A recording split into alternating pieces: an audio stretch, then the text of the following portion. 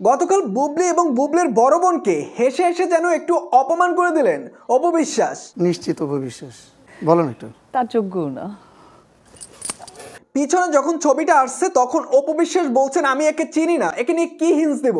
পরবর্তীতে যখন জয় চৌধুরী বলছে এটাকে অপবিশ্বাস, অপবিশ্বাস তখন নিজে বলেছে অপবিশ্বাসের যোগ্য না।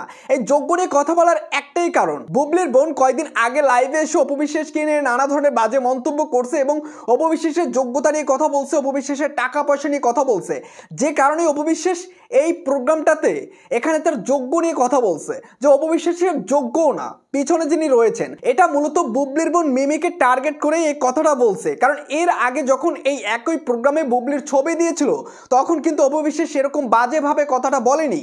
এখন এই কথাটা বলার একটাই কারণ, বুবলির বোন অপবিশ্বাসকে নানা ধরনের বাজে বাজে কথা বলছে যেগুলো দর্শকরা মেনে নিতে পারেনি এবং অপবিশ্বাস মেনে নিতে পারেনি, যে কারণেই এই প্রোগ্রামটার মাঝে যোগ্যতা নিয়ে কথা বলছেন। কারণ অপবিশ্বাস এমনই একজন মানুষ যিনি বুবলিকে নিয়ে প্রথমেই বাজে কোনো কথা বলছে বলে আমার মনে হয় না, এবং এখানে অপবিশ্বাস এরকম ভাবে কথাটা বলার একটাই কারণ তার বড় বোন, যে কারণে তিনি এই কথাটা বলছেন। এবং আরেকটা কারণ হতে পারে যে বুবলির বেশ কিছুদিন আগে অপবিশ্বাসকে নিয়ে যে একটা কল রেকর্ড ভাইরাল হয়েছিল এবং অপবিশ্বাসকে বাজেভাবে গালি দিয়েছিল, সেটারও ক্ষোভ এখানে ছাড়তে পারে।